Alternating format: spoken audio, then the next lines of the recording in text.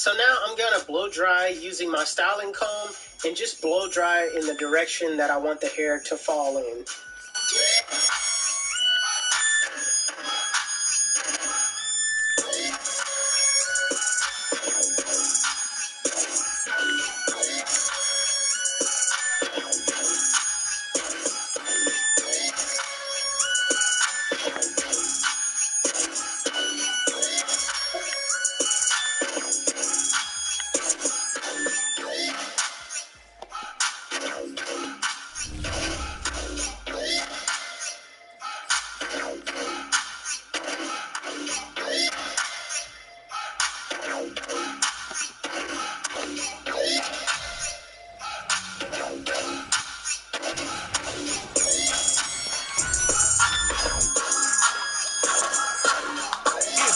SNFL 22 on EA Sports, and we've got a showdown in the NFC North.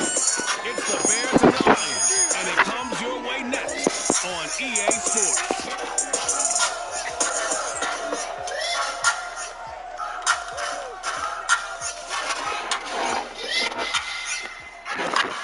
First opened in 2002, there's a look inside Ford Field here in downtown Detroit, the Motor City.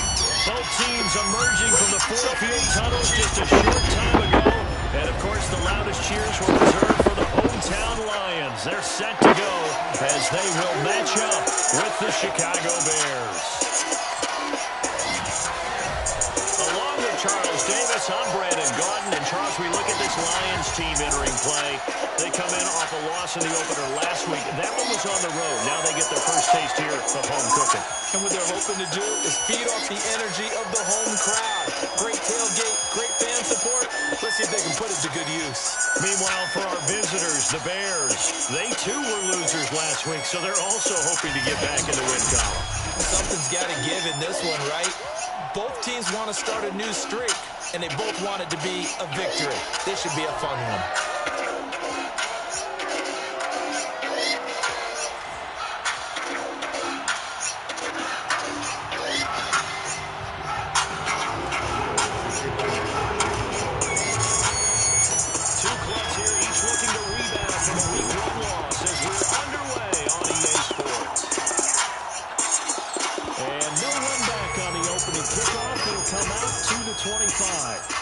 So here are the Lions now coming out for their opening drive.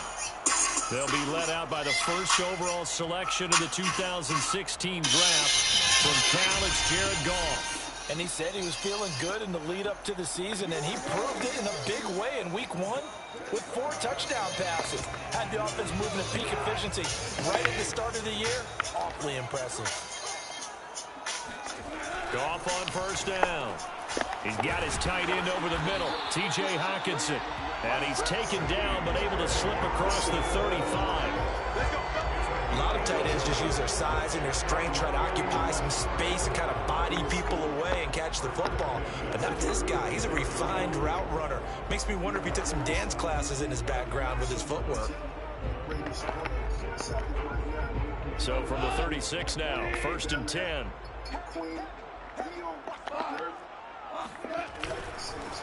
They'll run for the first time with DeAndre Swift. And a 5-yard gain gets him to the 42. The numbers for him from a week ago. 15 carries, 70 yards, and a touchdown. Detroit's jersey is low-key fire, bro. Just the silver on the helmet is built stuff. No reason to change in my mind. Continue to try and run the football. Give it to him early and often in hopes of breaking down the defense so some bigger gains result as the game goes on. Right back to Swift again on 2nd down. And he'll be taken down at the 46-yard line. I know flashy plays, as people like to call them, that attracts a lot of attention. But let's face it, when you're efficient, that can control a ball game, and I love the game plan they've got going right now. Back-to-back 5-yard gains. Didn't force the ball downfield, picked it up on the ground. Yeah, offensive line, they're getting it done. On first down, gone. And that's going to be incomplete. Too tough to hold on to that one. It's 2nd down. He did a fine job there of not hitting him before the ball arrived, and I've got to tell you, You can often mistime that play because of the angles of approach. When you're going to get him, sometimes you panic as well and think, I've got to be there right now. Instead, in this case, timed it perfectly and knocked it free. To throw on 2nd and 10. Rush coming, and he's taken down. That's sacked by Khalil Mack. So that time, Charles, quarterback helpless really in the pocket in the face of a pass rush like that. They were on him instantly. And this came from the edge, and those pass rushers, they have so many tricks of the trade to get around blockers. They have a lot of tools in their kit. This was pure speed and athleticism on this play, though. And they could barely get a glove on him before he got the quarterback on the ground. Yeah, the next-gen stat's going to show that sack carried out in just 2.5 seconds from beginning to end. So now following the sack, Goff and the Lions needing to come up with something here on 3rd and long. Now on 3rd and long, they'll look to throw. Throw right side, caught by Davis.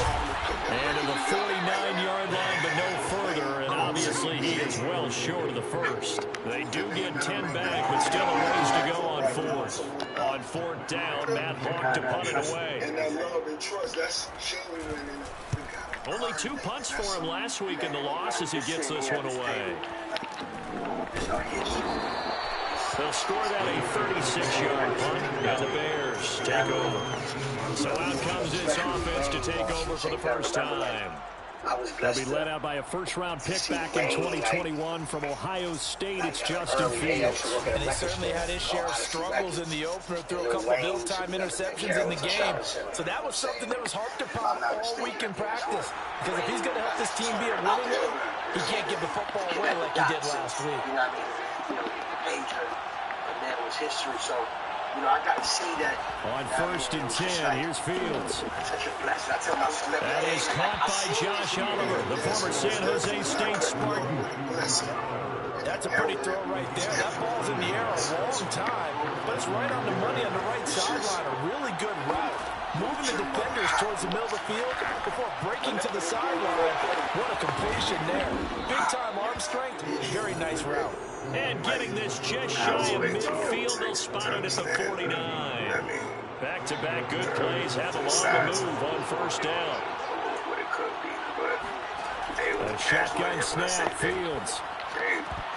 I'm not sure he saw the linebacker there as that's batted down and incomplete. So after the incompletion on 1st, now 2nd and 10.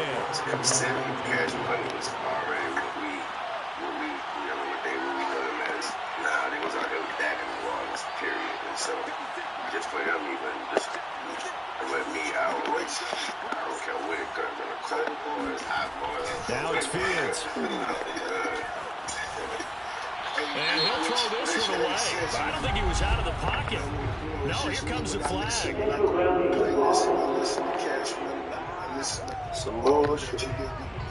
In the pocket, chucked it away. Flag comes down. So you got to move a little bit, right? Know where you are on the field, have some awareness. Tackle to tackle. You got to get outside of that tackle box in order to get that down. So now it's 3rd and long. Because remember, they also lose it down on the grounding call. They'll fake the handoff. Now Fields. Eluding the pressure right. Now he'll let it go deep right side. And that is caught. Touchdown, Bears. A great play there with his first career NFL touchdown. And the Bears have taken the early lead. Sometimes you just got to marvel at how these guys can throw the football. He gave that everything he had, and it was right on the money. And that is absolutely demoralizing for a defense because you've got the offense on the ropes. It's 3rd down. You're trying to get off the field, and then wham. You have a letdown in the secondary, and you give up a big one. You know what I mean? Extra point right down the middle, and it's now a 7-0 game. Just a 4-play drive that time, and it culminates in a touchdown for Chicago. I've been seeing you do the footwork over there. I'm not doing that right now. No,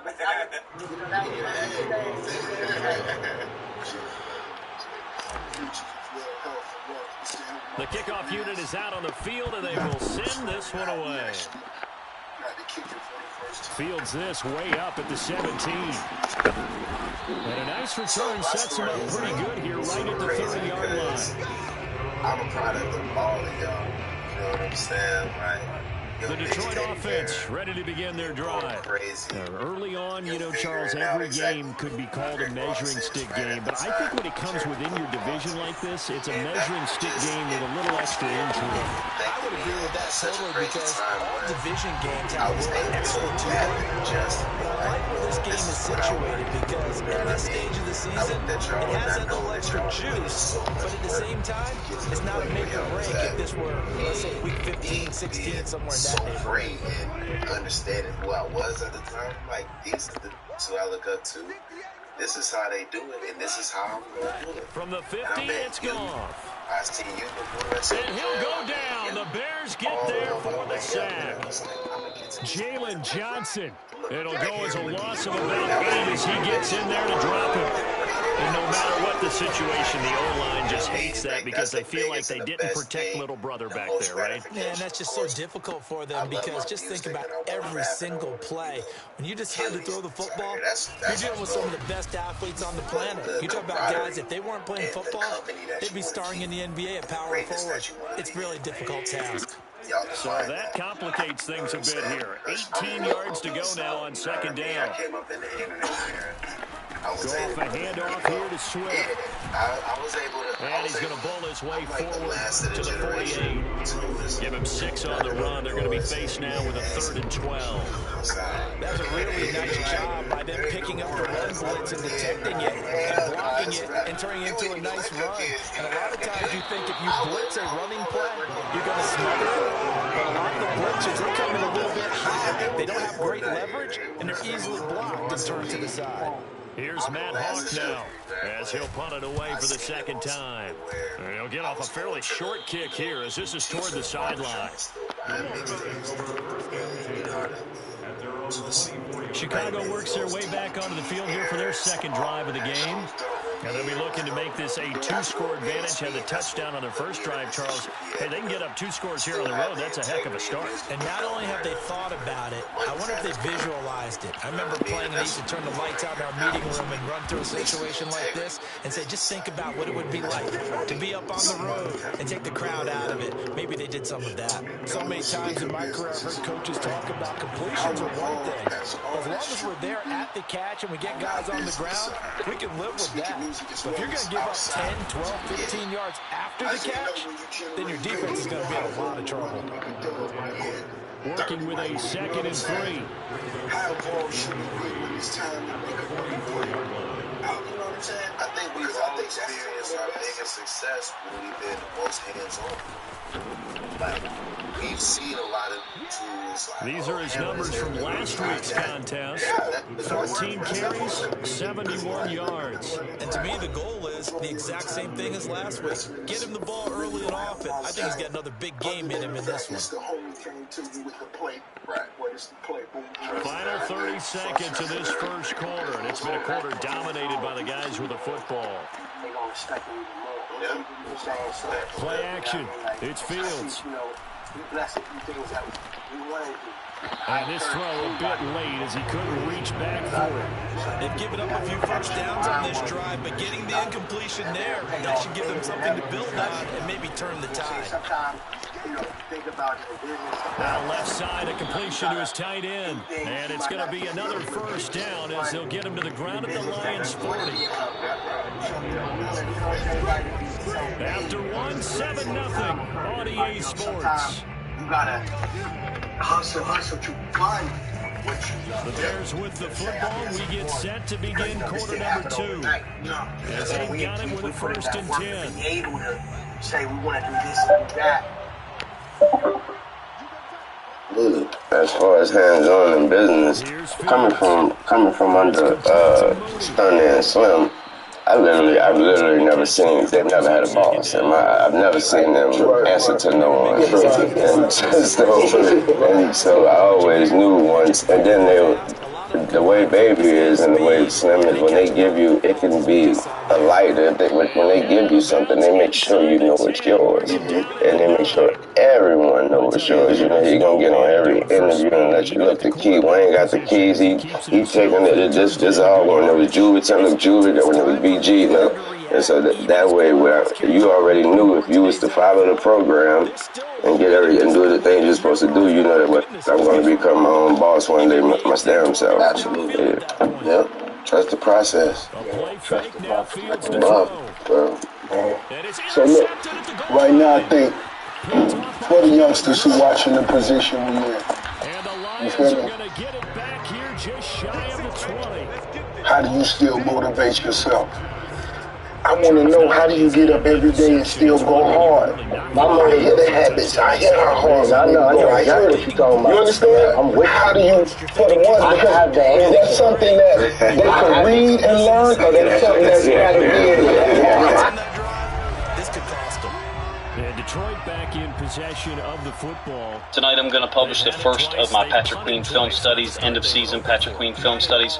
What I've got separated so far is I've got, I think, about 13 or 14 run plays to show first. Generally going to show plays from once Josh Bynes was inserted into the starting lineup thereafter.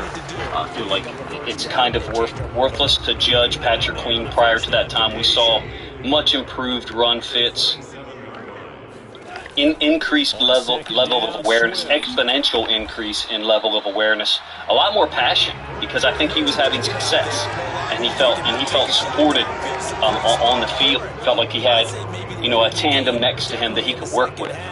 That pairing, I think, worked fantastic, and I would advocate for using that pairing again this season. Would I want the Ravens to, utilize a 4th round pick or maybe a 5th or something on an inside linebacker? Sure. Would I want them to allocate a 1st, 2nd, or 3rd round? No. For an inside linebacker, no, I would not. Not after Josh Bynes and Patrick Queen showed you that they could do the job in there. And we also have other guys, if LJ Ford's able to get back and the Ravens want him back, I think, Board, if he's available, but I think he's gone. And I forget the other guy, Welch, I think is his name. He showed that he could be a backup guy, at least contribute. But to me, Queen and Bynes could get the job done. So what I'm going to do tonight is show you guys some plays from Patrick Queen's 2021 season. These are all going to be run plays up here, as you see. And generally going to focus on his fits, the angles he's taken, the pre-snap communication that he utilizes. Him and Josh Bynes did a great job of that. So here he is, goal line situation against the Vikings. Going to get a run play away from him, and Queen's going to fit it up. Now, he's the second guy in here to make contact, I guess. The running back is kind of, being stuffed. There's somebody on the ground here that the running back's trying to get out of the way of. But Queen cleans this up, gets there before the goal line, prevents a touchdown. Now, they did, I think it was a pass interference play on the next snap, and then I think they did eventually score. End zone angle here, just showing the angles that Queen takes. Some of the things you'll see in this video, the passion that he was playing with. First of all, look at Calais Campbell. My God, hopefully we can bring that guy back. Calais Campbell right here. He's disruptive in the backfield, able to shed people, get a yard and a half in the backfield. He's the main reason why this works. But Patrick Queen's showing you a good angle. Angles improved, downhill play improved once Josh Bynes was around. An inside zone concept, I think, here. I don't think Queen is necessarily involved in the play, but you can see how physical he is taking on blocks, and he did have blockers in his face often, especially when we were in this nickel look. When I say nickel, I mean, 2 edge players and 2 D tackles. When we were in our 4-2 nickel, we really struggled this season. I chronicled that quite well. But you see the tight end taking him on there, and then Odell Beckham Jr. is running through him. Now, Queen's not involved in the tackle. I'm just showing the reckless passion that he's playing with to play through contact. Look at that. I mean, if you don't like that, okay, cool. Me and you we see the game differently. He takes on a blocker here, runs through Odell Beckham Jr. I'm pointing that out to you as an illustration of that's the level of intensity, passion, and effort that you've got to play with in the NFL if you want to stop people. You just want to be on a roster, then, okay, it's whatever. All right, against the Bengals, Inside zone concept, I think it's going to be to this side, to the Ravens. The defense is right at the bottom side of the screen, and Patrick Queen does a nice job, I think, getting involved in the tackle. Beats the offensive line on the backside. You're going to see right before the snap, he takes this little hop. I think he knows something.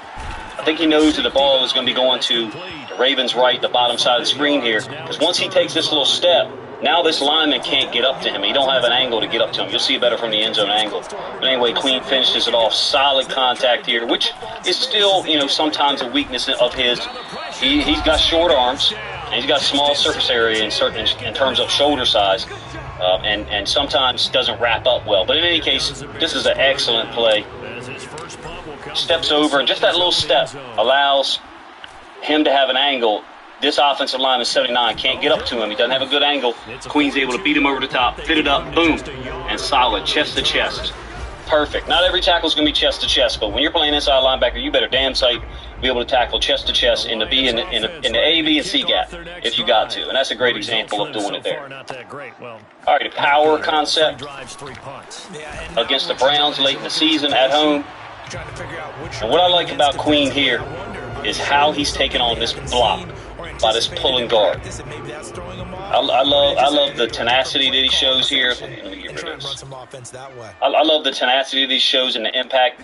You don't have to make the tackle or actually make the play to sometimes make the play. What I mean by that is Queen is striking this guard so heavy that, look where it happens. It's happening back on that guard's foot is back on the 19. A little bit behind the 19. Where's the ball? The ball is almost on 21. Let's call it 2 yards. Can we call it 2 yards? You tell me. 2 yards in the backfield.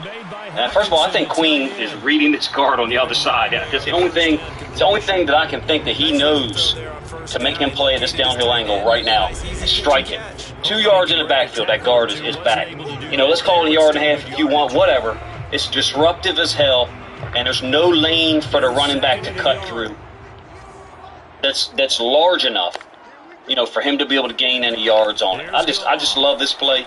I did not see plays like this out of Patrick Queen early in the season. If you did, you tell me, and I'll go find them. I didn't see them, and taking on blocks I thought was somewhat of a weakness during his rookie year. Boom. Inside shoulder. There's some things there that you'd like to see done, slightly better, but he's given up a lot of size, and a lot of weight and strength to this guard. Watch out. This is the guard that pulls, by the way. It's a beautiful play, man.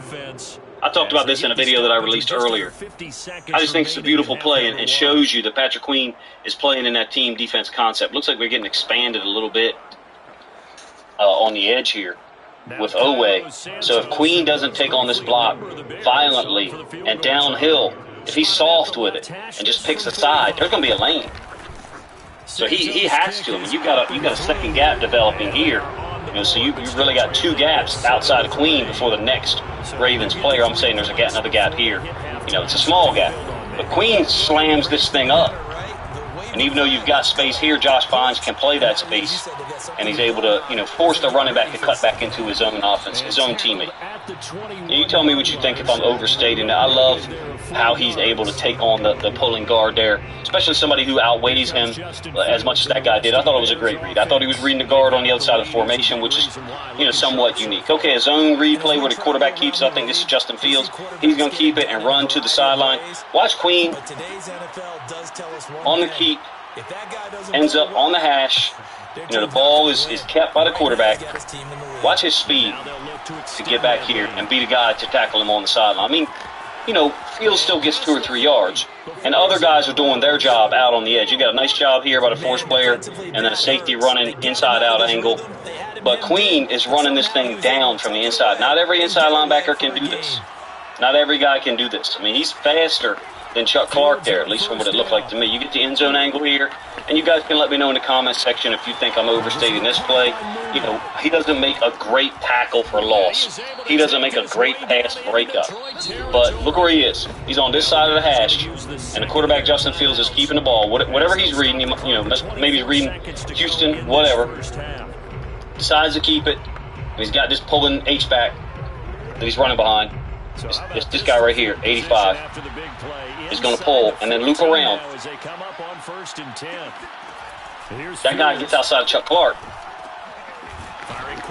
And Patrick Queen shows you a hell of a lot of speed, if you ask me. Burst, athleticism.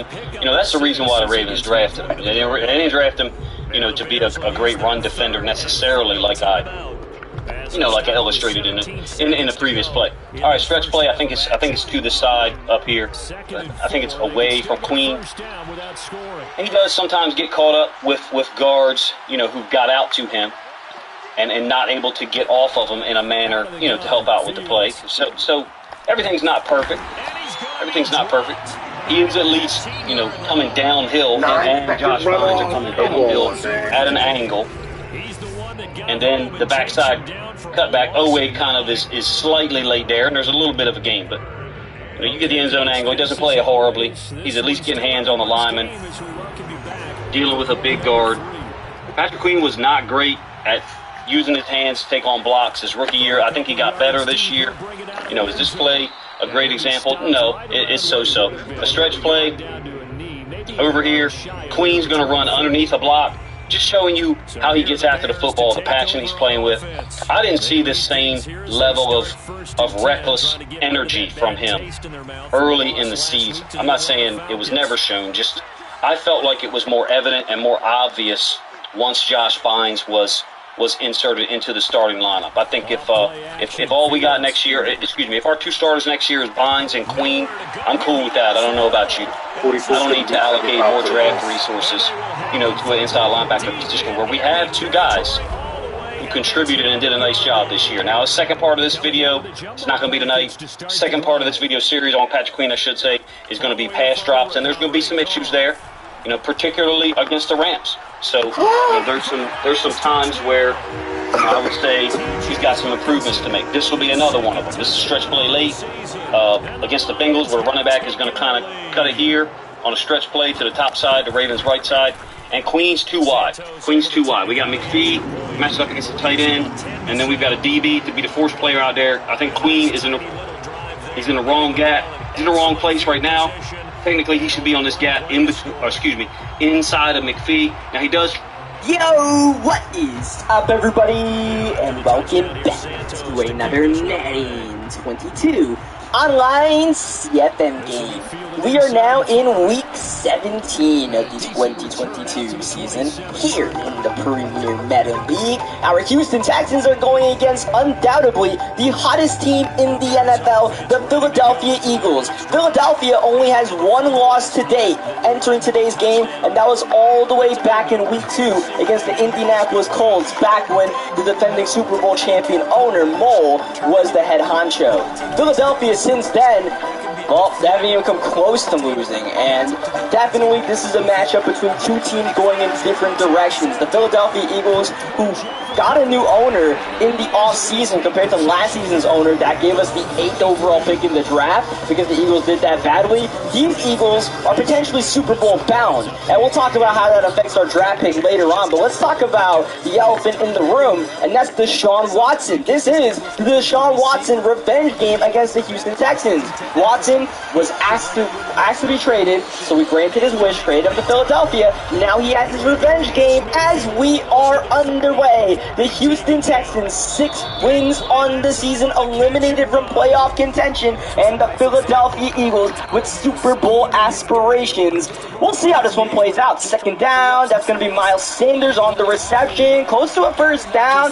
Let's see if they give him the spot. They do not. It's 3rd down and inches. Great tackle by Roquan Smith as the Eagles go quick, and they get Dallas Goedert for the first down. So Philadelphia going up-tempo early for the second play in a row as Watson drops back, pressure inside, and Deshaun Watson's picked off. Justin Reed will make the Eagles read it and weep. He's gone with this one. It's a pick 6 for the Houston Texans, who are suddenly riding a wave of momentum on the back end of this season. We pulled off the win against the Chicago Bears before the bye week, almost defeated the Indianapolis Colts, and then got the win against the Jaguars last year. Now here we are leading early against an Eagles team that we really shouldn't have much of a chance of competing with. But these Houston Texans are playing a little different in the last couple of weeks. As Watson down low, Miles Sanders, watch out! Roquan Smith is not a man to mess around when he gets the hit as the Eagles go no huddle again. Oh, man. That was a pick and a pick six if Roquan could have come down with it. Instead, next play, third down, downfield, Jalen Reagor tight roping and in for the touchdown. You drop the pick on one play, you give up the touchdown the very next play. Classic Madden. And also classic Texans where we put Patrick Peterson at that safety spot, putting Monte Nicholson in the box to play linebacker in. I mean, Pat P just isn't built like that anymore. Let's just call it what it is as we go play action, trying to set up a screen pass to Brevin Jordan, and that didn't really work out well at all. So now it's third down and long. Definitely not a down and distance that our team is built to convert. And yeah, probably not the best play call either, so we'll just dump it down to Mostert and punt that ball away. As plays Watkins on the field, and Watkins able to get to the 31-yard line. So the Eagles very quickly trying to rebound from the pick six that they started the game off with. As Jalen Reagor makes the catch in the middle of the field to the 40-yard line, the Eagles continue to go with the high-tempo attack as Lonnie Johnson completely misplaced the ball right there. I don't know what Lonnie Johnson was trying to do, to be quite frank, as I know what Deshaun Watson's doing. He's just dropping dots left and right. RPO, Jalen Reagor for his second touchdown on his second drive in a row. So Reagor, who's, I believe, a superstar X-Factor at this point, playing like it for sure, as Deshaun Watson acting like that pick six never even happened. The man's dropping dimes, whether it's the our team or the other team. Now let's see if our offense can get into the flow of the game, as Trayvon Smith on the return, only getting to the 16-yard line. Put a man in motion. That is Chris Olave, as we continue to stick with the offense that has been pretty much working for us the past couple of weeks. This is Josh Gordon, the flashback in motion, trying to get the first down. Couldn't quite bully his way in there. Third down and short. Sam Howell gonna drop back against the three-man rush, and Sam Howell missed up. That was Brevin Jordan. Probably would have been a catch if it was on target. But Sam Howell didn't really give him the chance. Offensive line didn't really give Sam Howell the chance, as Miles Sanders getting a solid run on first down. And once again, the Eagles going no huddle. So there's a lot of no huddle early on in this game, and I should probably drop a quick disclaimer that this Eagles user was the Bills user from last season, Detroit, or last cycle, I should say, is Detroit Lions franchise. We get the sack there with Drake Jackson.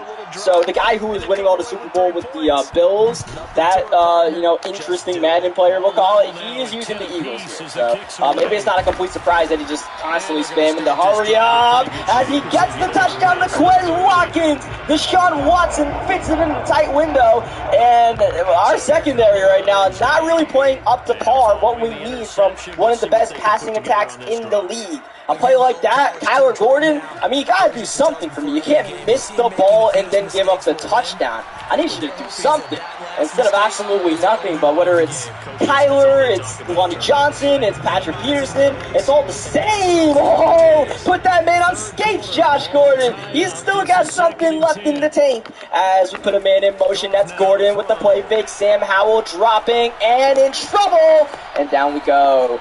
And just trying to roll out that pocket, trying to buy the maximum amount of time, but that's not really time that we can be afforded with this team as we hit Nico Collins. I actually hit the wrong button right there. Kind of got lucky that we even connected with Collins. Third down, Howell in trouble, and Fletcher Cox got a hold of him, and you're not getting out of Fletcher Cox's grasp. So that's going to be a coverage sack that we take right there, and a horrific. Yeah, that was, once again, not really a great play call on third down there. That's the one thing about this playbook that we're running right now. It doesn't have a lot of traditional passing plays, as Watson just missed a wide-open Devontae Smith. That was super awkward, as Watson on the move, able to bounce back and hit Quez Watkins. So yeah, our traditional passing attack is not quite there in this playbook. So if we get put at third down and long situations, there's really only so many ways for us to attack. We really need to be in third down and 6, third down and 5, or shorter than that. What? Come on. Quez Watkins on the move, and Watkins Hawkins matches Jalen Rager's touchdown count on the day so far, as Drake Jackson is done for the rest of the game. So Drake Jackson, for the second week in a row, gets a sack and then leaves the building. Remember, last week Drake Jackson got a sack for a safety on Trevor Lawrence and then was out for the rest of the game. Same thing happens here. That's going to be an end-of-game injury only, so we'll see Drake Jackson back next week, but it's kind of weird. The funny thing is, Drake Jackson has 99 injury rating, so I don't know why he keeps getting hurt like this. His stamina's fine. I don't know what it is.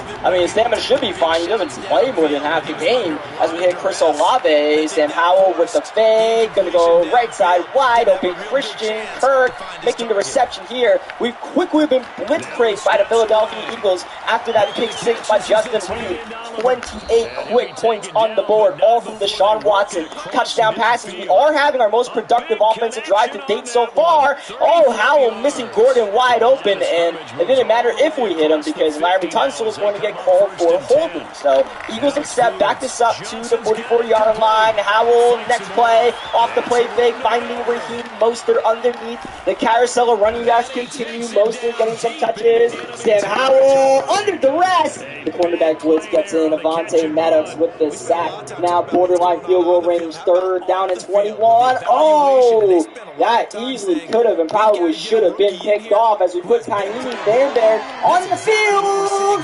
That is off the upright and no good. That was from 61 yards away, and Bear surprisingly actually had the leg for it. He's not really the most powerful kicker out there, but that was all his. Just missed up the accuracy by a skosh as Quez Watkins downfield. Deshaun Watson already has 300 passing yards and not even at halftime yet. That's pretty troubling for our pass defense as Watson continues to spread the sugar. Now finding Devontae Smith, his first touchdown of the day, and Watson with a 5-piece as the Eagles missed the PAT. They are human after all, I suppose, but they are definitely pounding us into the dirt, which, to be honest, was not completely unexpected entering this game. Like I hinted in the opening, these are two teams that are going in completely different directions. Our Texans have no interest in winning ball games, even though we won last week against the Jacksonville Jaguars. That was more of a petty thing than anything else. As Howell! Wow, what a throw and what a catch! Christian Kirk from Sam Howell. That's a connection we'll love to use for years to come. As Howell looking for the shot downfield, but it's covered beautifully by the Philadelphia Eagles, so we'll just have to kill that play. Move on. Is Luke Matthews gets injured. It wouldn't be a Texans game without 5 Texans getting injured. So Luke Matthews adding his name to the resume as we go back to that Howell to Kirk connection. Third down and 4. Minute 48 left in the first half. Howell going to Olave, and Avonte Maddox able to crash down quickly. So it's a catch, but not a first down. Luke Matthews, bruised shoulder. You can take a quarter off if you really need to. Fourth down, we're going to go for it here. Empty set for Sam Howell, and drop back blitz is coming. Howell to Olave, who kind of pulls up on the route, and it's picked off by Joseph. It looked like Olave would have been open on that zig route right there. I don't know. He kind of pulled up. I don't know if that was just miscommunication or what, but the rookie Olave definitely not on point with the rookie quarterback. So that's not something we can afford. That's something we can use for sure. An interception from Tremon Smith. And Smith on the run back. Got to beat Deshaun Watson. And Watson somehow keeps up with the 94 speed. Tremon Smith did not expect that. We have 40 seconds left to work with, now 23 as we run it with Mostert inside. Might have had a touchdown there, but Fletcher Cox showing why he's a superstar X-Factor still at this age, making the tackle. Third down, we got a flag, we have an instant sack, and you would think with that quick of pressure, it was offsides. No, it was a holding penalty on the center, and we gave up unblocked pressure off the edge when we blocked 6 guys. So, fantastic. Let's go into halftime down by 24, maybe more. The Eagles can make something happen here. As Watson with the drop back, throws on the run. Oh, turn your head around, Owens. You might have had an interception. If so, as Devontae Smith makes the catch right here, that's inconsequential because now the Eagles need an absolute miracle to score before the end of the first half. They'll drop back, hope for the best. They'll go down low to Miles Sanders, who actually has some space right here. And Miles Sanders is going to pad Deshaun Watson's stats as we go to the halftime locker room. No halftime shows for the rest of this season, but good news. I think I've been able to find some help to get the halftime shows back for next season. So, for those who are fans of halftime shows, we'll be back for season 3, hopefully, as Sam Howell is just going to throw that one away. As we start the second half here, our Houston Texans, we're going to really need to pull a rabbit out of the hat to try to win this game, to say the least. Third down, Howell under duress, and down we go. And, you know, this is just the kind of plays that we not only can't really run in this offense, we can't run with this team.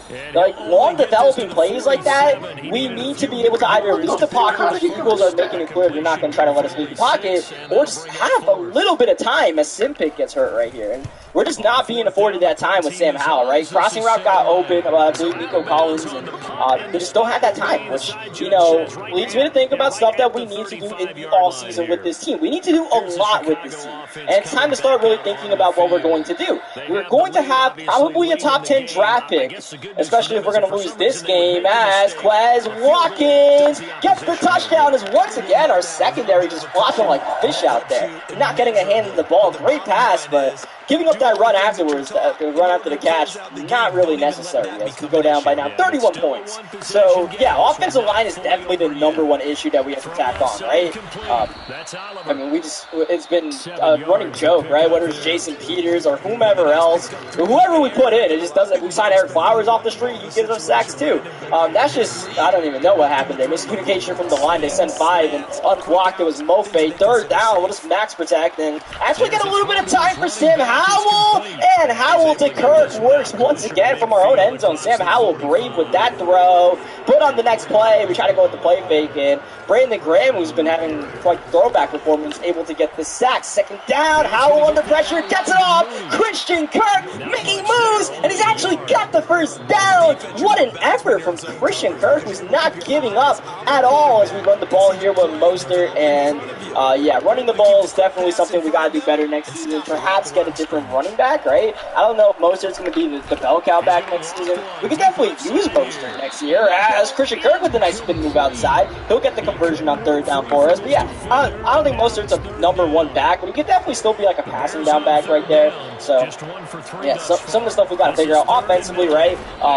Receivers, we have a solid one-two punch with Kirk and Olave, I feel like, and Brevin Jordan at tight end. And then #3, we just got to find someone to put there instead of Nico Collins as we get the third down and 17 conversion. It's Kirk again. Christian Kirk with 3 third down conversions on this drive as Raheem Mostert lets the ball bounce off of his head. Chris Olave on the jet sweep, tries to spin it inside. And at the end of the day, it's a gain of about 3 yards. As Howell with the drop back and not really given the time once again as Mofe gets his third sack. Drop? Are you kidding me? Yeah, sure. We'll go for it. What do we got to lose? Sam Howell with the bomb, and it's caught. That's Nico Collins for the touchdown. Collins with the jump ball, and for the first time in this series, Nico Collins caught a jump ball. Unbelievable. I never thought I'd see the day. And what a 15-play drive that was. We kind of did the Eagles' job for them and just chewed clock for the whole third quarter. But hey, we got a touchdown drive. Congratulations, boys. And, you know, I saw Avonte Maddox back there, and I know he's all of like 5'9" or 5'10". I was like, Nico Collins, you got like almost a half a foot height advantage. If you can't make this catch, like, I don't know what to do with you. Like, I would delete you from the roster. Like, what the fuck? Delete you from the database.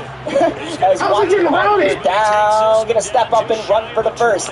It is still a three-possession game, but we can't get a stop. It doesn't really matter at this point, does it? It seems like we have no answers for what the Eagles are doing. They're just moving the ball downfield with ease, passing the ball. They haven't really even ran the ball in this game. Miles Sanders with 6 rushes. I think that's all their rushing yards. You cannot be serious. Yeah, they've just been able to pass the ball whenever they want to. Third down, they will try to pass the ball here. 5 wide, and Rager wide open. We tried to gamble a little bit on defense, did not pay off. Just playing a little aggressive right now, because I mean, what else are we going to do?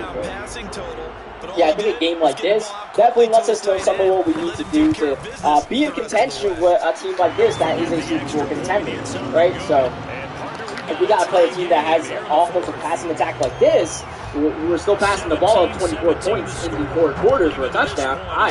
Let's just run up the score, why not? But, you know, we have to have a better secondary than what we have right now. Our safeties are fine, right? Monte Nicholson, we just haven't actually played him at safety. If we do, then maybe that'll help a little bit, but it's our quarterbacks that's really an issue, and has really been an issue. I think it's really shown up in the past couple of weeks where this trio, Kyler Gordon, Traymon Smith, and Patrick Peterson, is just more bad than good, right? Kyler Gordon was a 6th-round draft pick. He really should not be starting this year. It's just we just had no one at cornerback otherwise to start. So Kyler Gordon kind of got thrown into the fire. So we'll see if he can develop in his 2nd year. Traymon will might have to give him another year, but I mean, one of those guys might not be back on the team next year because we're gonna have a lot of cap space, a lot of moves to make. Obviously, Patrick Peterson won't be back, so there's avenues for us to make plays. As old Christian Kirk once again on 3rd down, making a reception. It won't be for the 4th down or 1st down, but on 4th and 6, at least it's manageable. As Sam Howell with the drop back and sacked again, just when the receiver I wanted was getting open, Brevin Jordan. It just seems like before those plays can develop, we're just giving up interior pressure like it's our job. So yeah, offensive line is definitely the #1 thing, right? We have a number of guys, a number of blue chip offensive linemen, and Luke Matthews, Kenyon Green, and Larry Tunsil. And especially with Green and Luke Matthews, they'll be in their 2nd seasons, and we could develop them. But for the other 2 spots, we definitely need to get better guys. This Jason Peters, my gosh, was that a flop of a decision or what to get the veteran Jason Peters? He's 40 years old and he's playing like he's 50 years old. And then, the other rotating spot of guard where Titus Howard has gotten injured like 3 different occasions with a torn labrum. He's currently out right now. As Howell with the step up in the throw, a flag on the play, unfortunately, is... Yeah, it's going to be an illegal forward pass. I didn't think it was an illegal forward pass. I thought we were still had at least a part of the body behind the line, but I guess Madden disagreed as we just throw up the jump ball for Olave, and it's going to get picked off by Joseph, and that's going to do it for this game. So, yeah, we kind of just got ran on, just aired out in this game. Final score 17-56. The weird thing was, offensively, it's not like we really had a lot of turnovers. We had 2 turnovers. One of them was on the 4th down to Olave when he kind of pulled up, and the other one was that play. We just threw up a jump ball at the end of the game. Otherwise, it was a pretty clean game. It's just, it wasn't a clean game in the trenches. That was our main issue. So, and stuff like this is these games at the end of the season that we can evaluate ourselves and be like, all right, this is what we can improve on as a team, and then what we could do scheme-wise. This game was a good reality check, right? Like, we checked into this game, we're like, yeah, we'll give it a go to try to win the game. Like, it's not we're going to hop in here and play for the draft pick just like last week in the past couple of weeks. But, yeah, it just did not go. It went real south real quick in this one. And you see some of the stats here. We also have the Week 18 game in this video, if you couldn't tell by the length of this video, 46 minutes. So, we're going to be playing our regular season finale against the Tennessee Titans up next. This will be the 2nd season in a row that we have a regular season finale against Tennessee. This time around, though, the game's actually not going to matter at all because for either team. Last season it didn't matter for either team, but that was because the Titans had already clinched a playoff spot and we were out of the running. This year we're out of the running again, but the Titans are actually also out of the playoff picture. They had a not-so-great season. They're 8-8.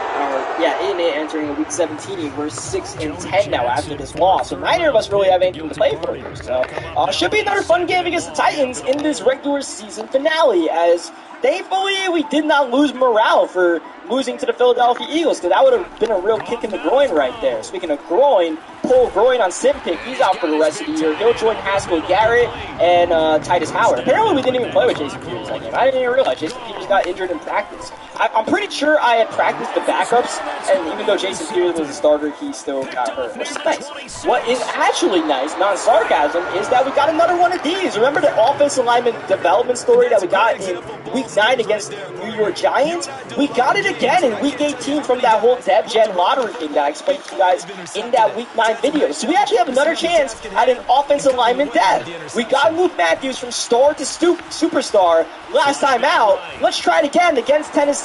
We are underway with the regular season finale in the 2022 season here for our Houston Texans. And while this is going to be a tougher opponent to try to get those 5 touchdowns, it's the same goal as last time, 3 passing and 2 rushing. We don't have to win the game, as Derrick Henry with a breakaway run. Henry with Monte Nicholson to beat. Oh, he just shrugged the man off and scored the touchdown. Derrick Henry Henry making it look like child's play out there. And, well, that's not the worst thing in the world, because, as I was alluding to, we don't have to win the game to get the death story. We just have to get the touchdown. So if we get into a high-paced game where both teams are scoring, then that works out for us. We just have to be one of the teams that scores, right? The Tennessee Titans getting a quick touchdown with Derrick Henry, cool. But as you guys may remember from that game against the New York Giants, what did we do? We did a lot of no huddle. I don't know how I didn't see Brevin Jordan spotting up there, but we throw the ball away for intentional grounding, so now it's 3rd down and 18. So yeah, expect a lot of up-tempo offense from our Texans this game just to speed the pace as we go downfield for Jalen Redd. And that's not going to be intercepted. Good job by Jalen Redd to knock it out of Byard at the last minute. Jalen Redd was silent in the last game.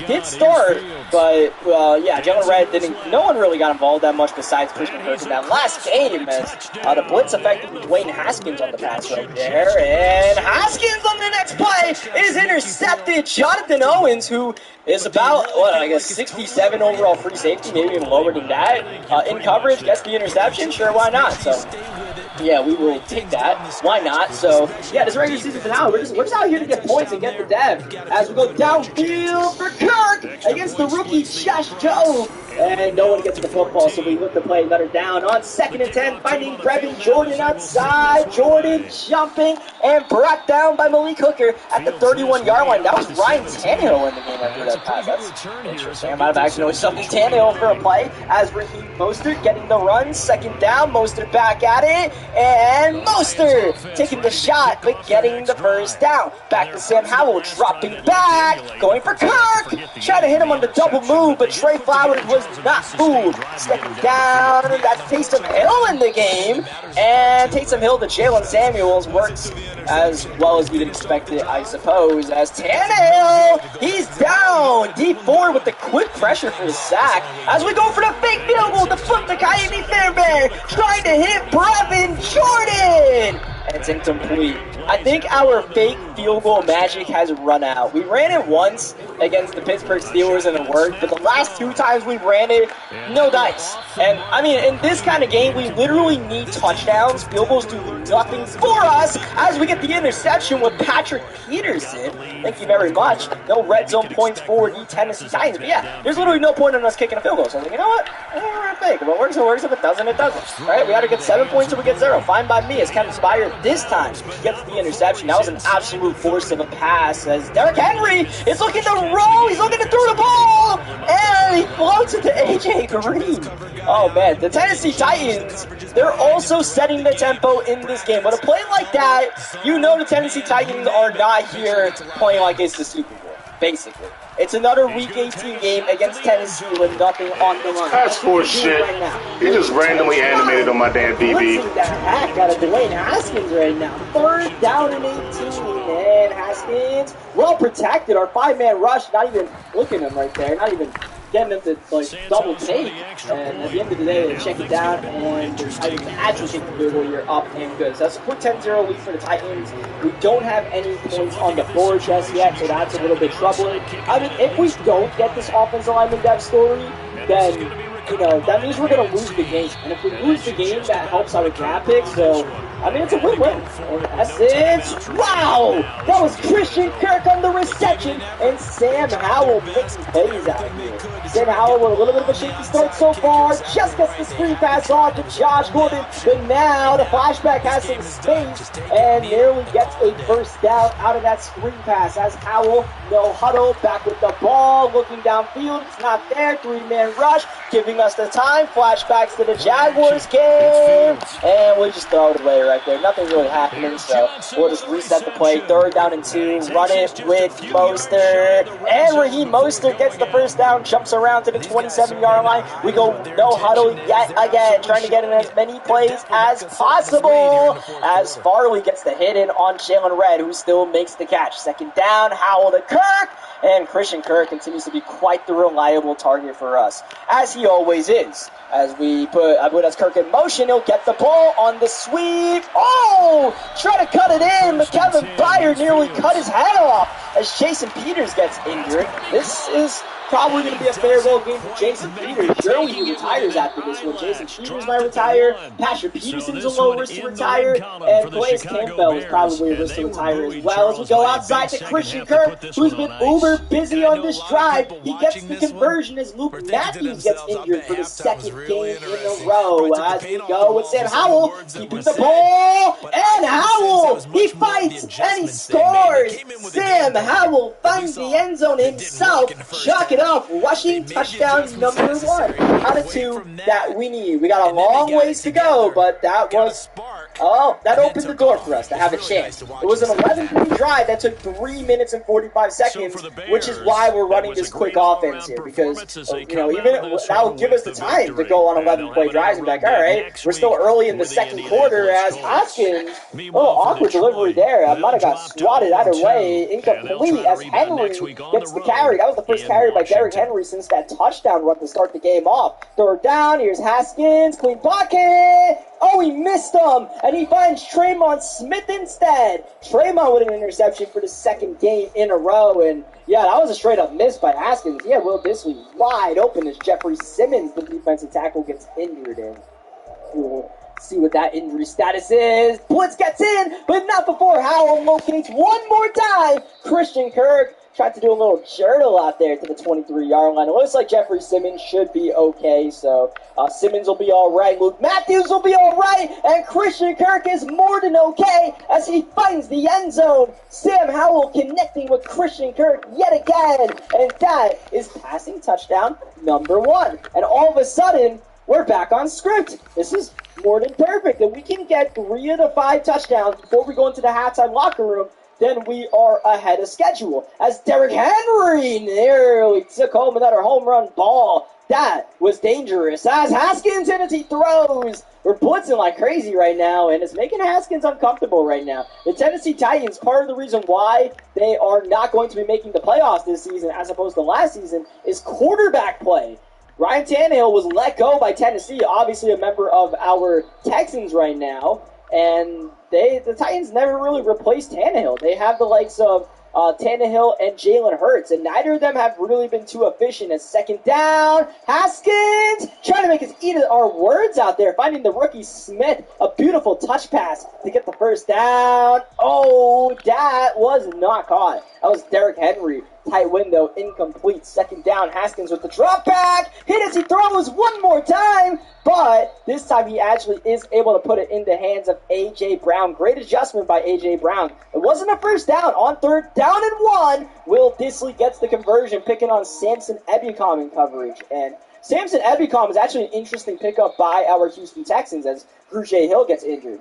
The Pittsburgh Steelers cut Ebukam towards the end of this season. I was either week 16 or week 17. They cut Ebukam, and we picked up Samson Ebukam because why not? We can use, any extra bodies the way our injury luck goes.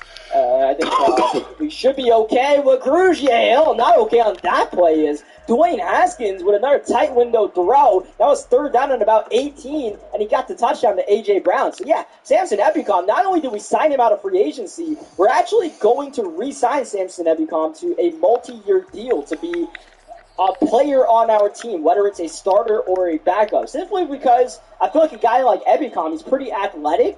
I don't think we're going to get any better options in free agency. So I don't mind taking a flyer on a guy like Samson Ebukam. He wants about $5 million per year. We are going to have over $120 million in cap space going into the offseason. After the rookie reserve gets taken out, still over $100 million. So we can afford to take a flyer on Samson Ebukam as that pass gets swatted and incomplete. Third down and long for Sam Howell against the 4-man rush. And look at that. You have absolutely no chance with this offensive line. Blink and the pressure is there. Someone sheds a double team. Someone breaks off the edge. It's an absolute joke as we're going to go no huddle on 4th down and 18. Yeah, sure, why not? We're going to get the snap off before the 2-minute warning. Yes, we will. Here we go. 4th down and a mile. And Sam Howell misses the throw under pressure, even though we just got the ball. Shot out O-line, inaccurate, and even if that ball was on target, we would have had to make a man miss to get the first down. Would have been asking a lot. So Yeah, that's a little story on Samson Ebukam. Downfield for A.J. Brown. Intercepted. Justin Reed getting the pick. And Reed with the spin move. Justin Reed has been good for a pick every game in the back half of this 2022 season as we go downfield for Mostert and give it away right back.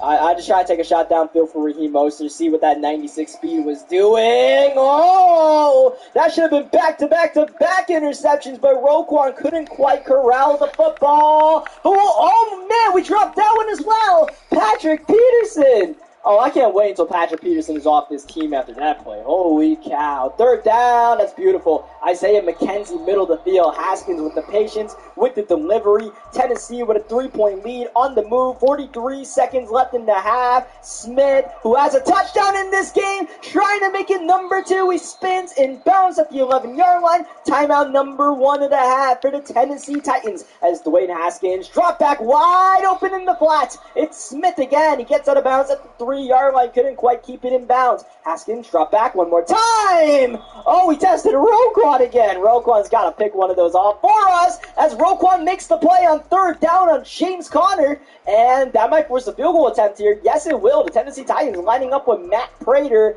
up and good. So a solid goal line stand by our Houston Texans with 23 seconds left in the half. Obviously, it's touchdown or bust for us, so we'll just take a few shots downfield.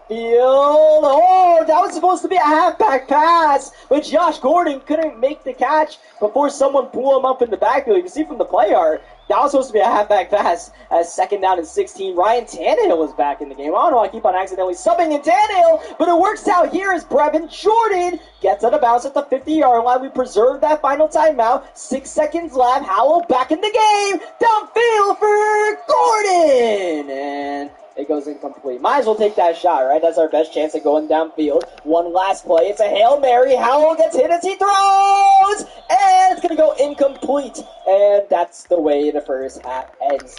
Try to throw it up there for Nico Collins. At the very least, it could have hit Nico Collins' hands. He would drop it like we know Nico Collins does. And then, we would try to get the ricochet. But I don't really know how. But Nico Collins didn't even get a hand on that ball. So shout out Nico Collins for being completely worthless once again as start the third quarter. We're going for Olave in double coverage. That was absolutely ill-advised. And just not really the chance we need to take in this game. I mean, yeah, we need to take chances, but double coverage to Olave is not it. As Calais Campbell quietly putting together quite the game as that's a downfield throw intercepted by Patrick Peterson. Some veterans in perhaps their last career NFL games trying to show out. Pat P with the interception and Campbell probably with the best game he's had as a Houston Texan. And it's going to be in his last game as a Houston Texan as Raheem Mostert gets the carry. So thankfully we're able to get the ball right back here. We're not on pace to get the dev game, but we could change it on this drive. Maybe not as we throw the ball away. 4th down and 8. No, we're not going to punt the ball. Yeah, we're going to go for it. Put the offense back in the field. Here's Sam Howell. Good pocket. And a great pass. And Brevin Jordan hauls it in. Brevin Jordan doing his thing. And these few catches should put Brevin Jordan over 1,000 yards receiving on the season. So Brevin Jordan, in his second season, is definitely showing out as Raheem Mostert out the backfield finds the end zone. That is touchdown number 2 on the day. So we need one more rushing touchdown and one more passing touchdown, and we have 17 minutes of regulation to make it happen as we regain the lead. Jeffrey Simmons injured once again for the Tennessee Titans, and we'll see what the injury status is there, because if Jeffrey Simmons is hurt, that might allow us to maybe run the ball better. I don't know if it's possible for us to do that. I don't know if it's possible for Calais Campbell to play any better than he is right now. What a tackle in the backfield. 3rd down and 12. Haskins popped Drake Jackson off the edge. What a rookie season Drake Jackson has put together. The 8th overall pick of this year's draft. Remember, that was a draft pick we got from the Philadelphia Eagles. That and the Kenyon Green pick, those are from that Eagles Deshaun Watson trade. And both of those two are looking like cornerstone pieces. Especially Drake. I think that puts him at double-digit sacks for the year. And considering Drake's been in and out of the lineup, like a lot of guys, we'll take that. And there's a number of guys from this year's draft, right? Luke Matthews, Chris Olave, Haskell Garrett when he's healthy. Sim pick, I don't know if he's going to be a starter for us, but he's a guy that we can keep in the rotation. There's a number of guys that we got from this year's draft that, really make you smile. And what's really making us smile right now is this drive we're putting together. And Raheem Mostert trying to find the end zone 5 yards away, 2nd down and goal. This is Taysom Hill in the game, gets away from D4, and finds C.J. Uzomah in the back of the end zone. It doesn't matter who throws the touchdown. 3 passing touchdowns and 2 rushing touchdowns. It's like it doesn't matter who rushes for the touchdown. Sam Howell rushed for a touchdown in this game. Taysom Hill throws for a touchdown. But at the end of the day, that's 2 passing touchdowns. Actually, no, that's 3 passing touchdowns and 1 rushing touchdown. So we actually are done with passing touchdowns. We just need to get 1 more rushing touchdown in this game. And we're actually on pace to win this game as well. On the side, as Derrick Henry gets the run. And Derrick Henry definitely has not been as busy in this game as he would be if this game really mattered for the Tennessee Titans. 3rd down, though. They'll go to Derrick Henry at the backfield, and he'll get the reception. So maybe now that the Texans are trailing, they're going to dial up the Kings' number a little bit. That could have easily been a touchdown, but Haskins with another errant throw. So the Tennessee Titans are proving why they probably need to get a new quarterback next season. But every time I say that, Haskins always delivers with a couple of absolute beautiful throws, including that easy pitch and catch to Will Dissly for the touchdown. So the Titans are a 2-point conversion away from tying the game. Late 3rd quarter, they'll go RPO, and Smith gets the 2-point conversion as Patrick Peterson. It looked like he could have made a play, except Patrick Peterson was not smart enough to make that play, I guess. And once again, even though we got an interception in this game, I cannot wait until Patrick Peterson is not a part of this team.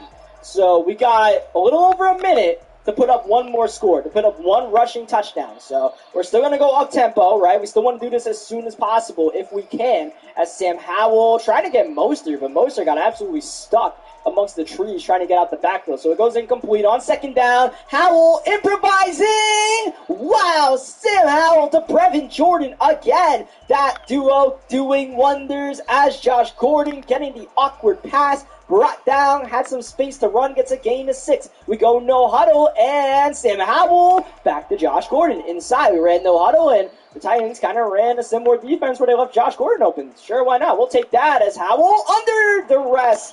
And down we go. Jeffrey Simmons back in the game, getting the sack. This time Howell has the time, and nearly intercepted by a defensive lineman that dropped into coverage. Impressive. 3rd down and 19. Howell outside for Christian Kirk. Not going to be the 1st down, but obviously 4th down here. We're not going to kick the field goal and go for the lead. We need the rushing touchdown. As Taysom Hill in the game, and Hill with the pressure, gets it off, and finds Brevin Jordan for the 1st down. What a throw under duress by Taysom Hill, who has checked back into this game, handing off to Josh Gordon. We need that rushing touchdown. 2 yards away, no huddle for the 2nd play in a row. Taysom Hill still the quarterback with the drop back, and throwing it away. I wanted to run with Taysom Hill there, but he put out contained. So now we come out in goal line on 3rd down, and Raheem Mostert has it.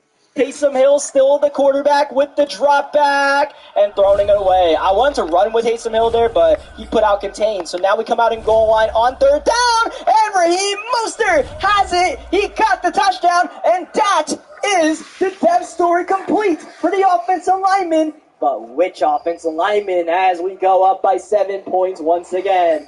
That is not a question we have to answer. So the offensive lineman that I would like to upgrade is Laramie Tunsil. It's just if Laramie Tunsil did not give up a sack. Remember the fine print. The offensive lineman cannot give up a sack in order to be eligible for the dab. And they also have to play in the game. So I don't know if Laramie Tunsil was given. I don't think he has. He didn't up to the point where I paused the game and checked during the 3rd quarter. So if Laramie Tunsil is still providing a clean slate, then we will upgrade Tunsil as we get the swat from Roquan. Roquan plays such amazing pass coverage, but if he could pick those passes off, oh my, we would be so much better as Kyler Gordon can't keep up with Derrick Henry, giving up the 1st down. Next play, Haskins popped but is able to locate Will Disley way downfield as we have an injury on the field to Calais Campbell. As that's going to be a quick throw to Smith. Ebukam lighting his night up. No huddle by the Titans, down by 7, 4:50 remaining in regulation. Henry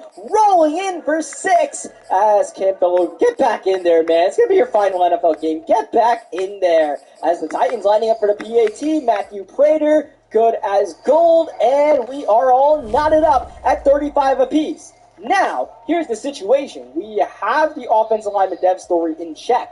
What we don't want to do is have, Laramie Tunsil especially give up a sack as we get the spin move off with Christian Kirk. Also, do we want to win the game? That's a question we have to ask ourselves. As Sam Howell on the move, looking for the first down. Spin move and lost the ball. Sam Howell absolutely smoked. And that's a fumble recovery by the Titans as Jalen Hurts checks into the game. And Hurts is making moves. Jalen Hurts rumbling and still going. Might have had the touchdown if he realized he broke the tackle. But nonetheless, what a play to the 12-yard line. James Conner checking in. And James Conner down at the 8. 2:40 remaining in regulation. Haskins with the drop back in the corner. That is a dime to Isaiah McKenzie. That is as good as it gets. And the PAT, good by Prater once again to score 35-42 in favor of the home team here at Nissan Stadium.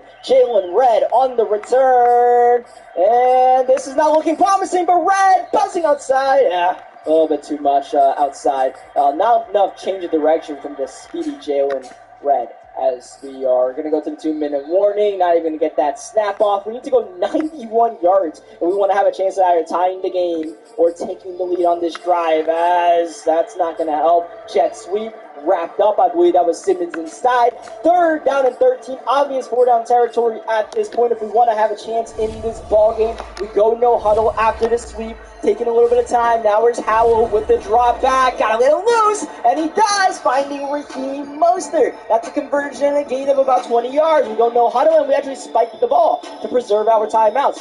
Quick spike right there. 2nd down. It's obviously still 4-down territory as Howell dropping back yet again with time outside. Brevin Jordan gets out of bounds. 67 seconds left in regulation. 3rd down and 5 after that play. In the flats, Gordon with the conversion and stops the clock. Minute 12 remaining. We still have all 3 of our timeouts. The drop back again. Out the doubles look from Sam Howell. That's an open man. That's Raheem Mostert. And Mostert with the reception and gets out of bounds at the 37-yard line. That will not be a charge timeout since we stopped the clock, but our right tackle Luke Matthews injured again. Here's Sam Howell dropping back one more time and open. Jalen Red on the reception, spinning and down by Jayon Brown. 18 yards away now. Get back in there.